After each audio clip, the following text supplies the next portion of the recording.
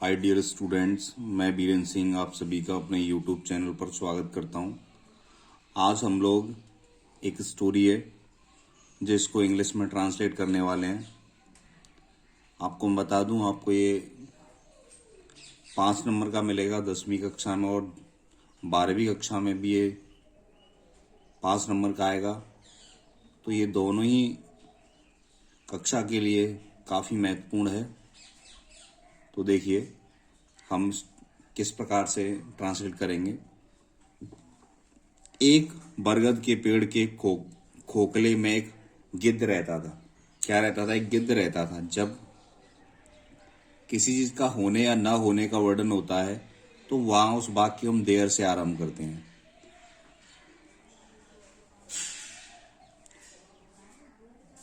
तो एक गिद्ध रहता था, एक बरगद के पेड़ के खोखले में गिद्ध रहता था। क्या रहता था? गिद्ध। तो ऐसे वाक्य को देयर से आरंभ करेंगे। देयर रहता था, past indefinite lived. There lived a vulture. There lived a vulture किसमें रहता था? खोखले बरगद के पेड़ में। There lived a vulture in the hollow. Hollow क्या होता है? खोखला। In the hollow hollow of the in the hollow of banyan tree. Banyan tree clear है? बरगद के पेड़ के खोखले में एक गिद्ध रहता था। तो रहता था, there lived a vulture in the hollow of the banyan tree.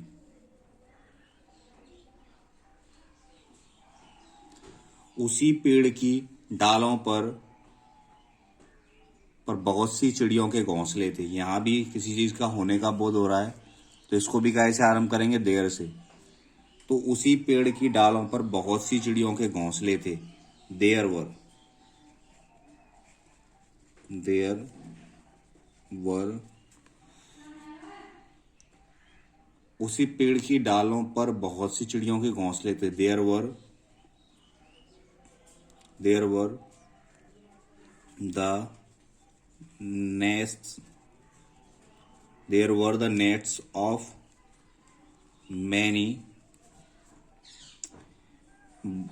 many birds. There were the nets of many birds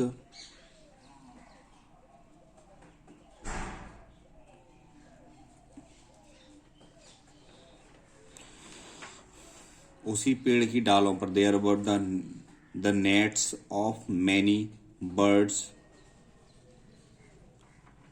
on the branches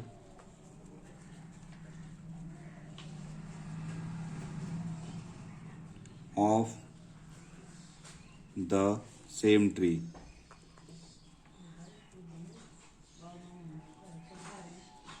गिद्ध बूढ़ा तथा अंधा था। गिद्ध बूढ़ा तथा अंधा था। द वल्चर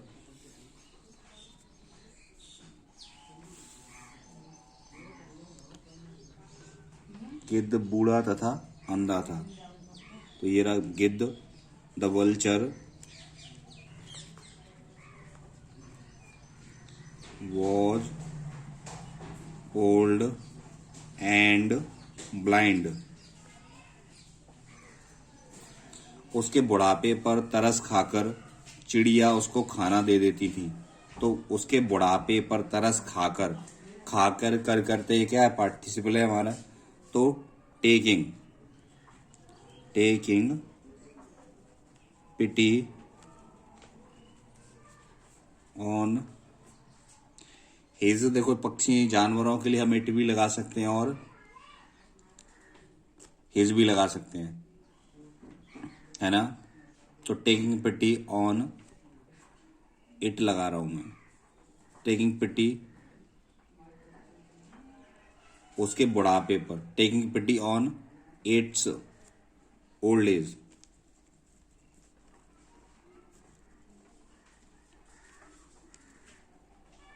चिड़िया उसको खाना दे देती, the birds gave it food. गिद्ध चिड़ियों के बच्चों की रखवाली करता था। कौन करता? गिद्ध। The vulture looked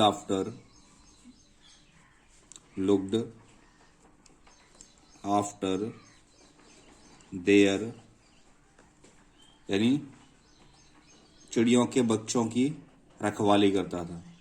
the vulture looked after the young ones, बच्चों की क्या होगी? यंग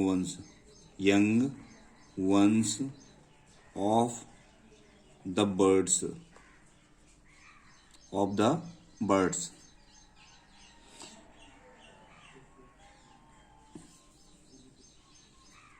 एक दिन एक बिल्ली वहां आई, वन डे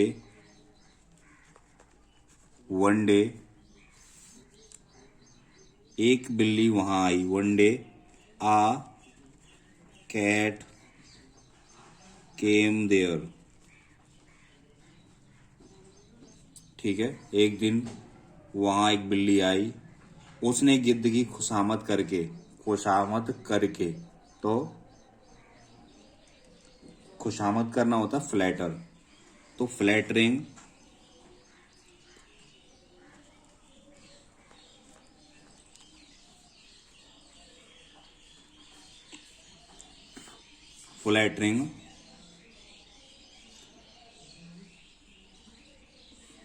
द vulture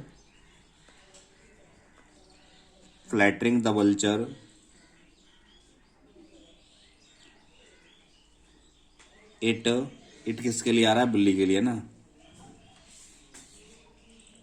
उसने बिल्ली गिद्ध की खुशामद करके पेड़ पर रहने की आज्ञा ले ली। फ्लैटरिंग द वल्चर इट, रहने की आज्ञा ले ली, यानी सिक्योर्ड परमिशन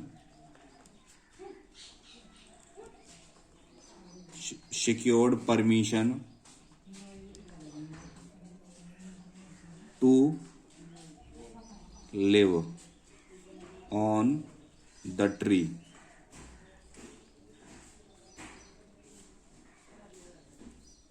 बिल्ली चुपके से चिड़ियों के घोंसलों में जाती। The cat secretly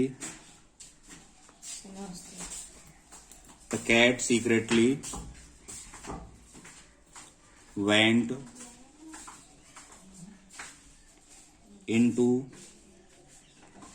the nests of the birds। बिल्ली चुपके से चिड़ियों के घोंसलों में जाती। कौन सा टेंस है? Past and definite. The cat secretly, second form, went into the nets of the birds, और चिड़ियों के बक्सों को मुंह में उठा लाती। एंड पिग्ड, और चिड़ियों के बच्चों को मुंह में उठा लाती है, पिग्ड the young ones of the birds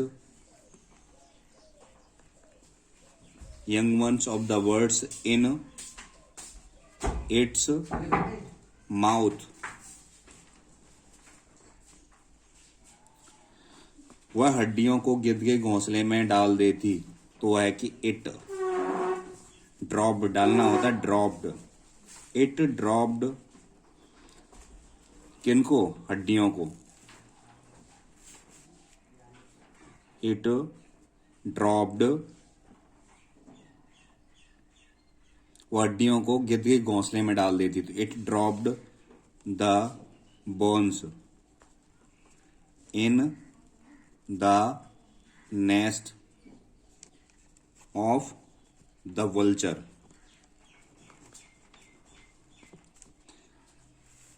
जब चिड़ियों को उनके बच्चे ना मिले तो जब के लिए क्या लगाएंगे? वैन।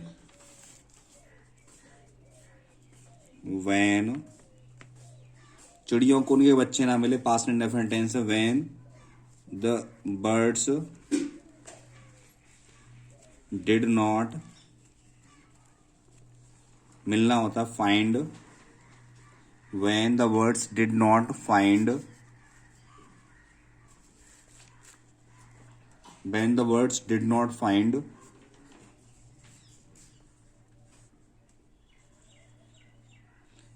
their young ones, तो उन्होंने उनकी खोज की। तो उन्होंने उनकी खोज की। तो उन्होंने की they made a search, they made a search for them, उन्होंने हड्डियों को गिद्ध के घोंसले में पाया। उन्होंने हड्डियों को गिद्ध के घोंसले में पाया। उन्होंने क्या होती है? दे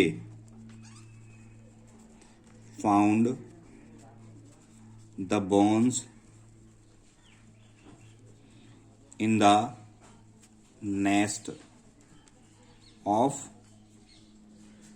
the vulture।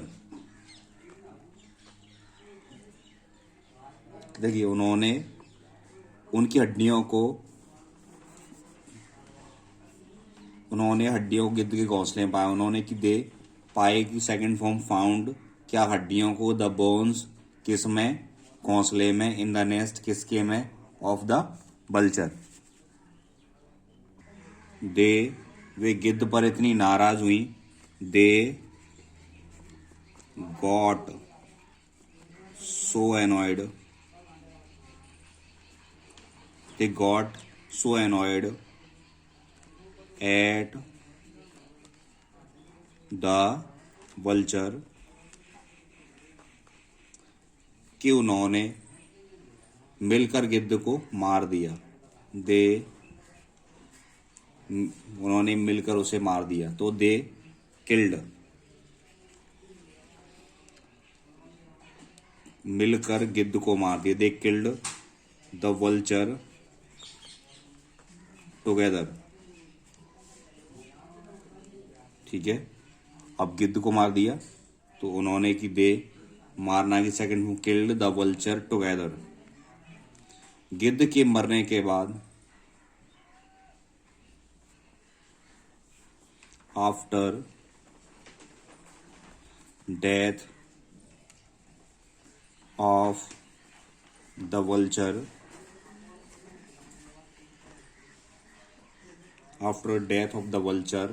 बिल्ली को कोई डर ना रहा। The cat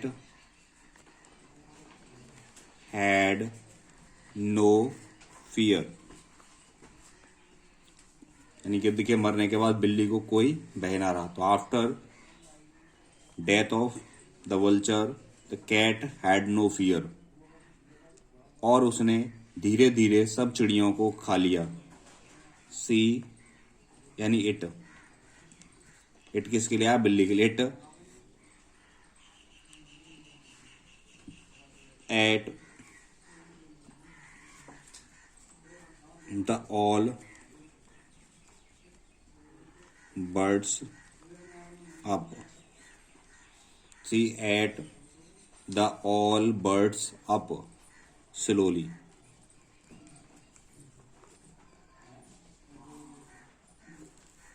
आई होप आप लोगों को अनुवाद अच्छे समझ में आया होगा। यदि आपको कहीं कोई समस्या है तो आप कमेंट कर सकते हैं, और आप हमारे चैनल पर नए हैं तो हमारे चैनल को सब्सक्राइब भी कर सकते हैं। Thank you watching this video।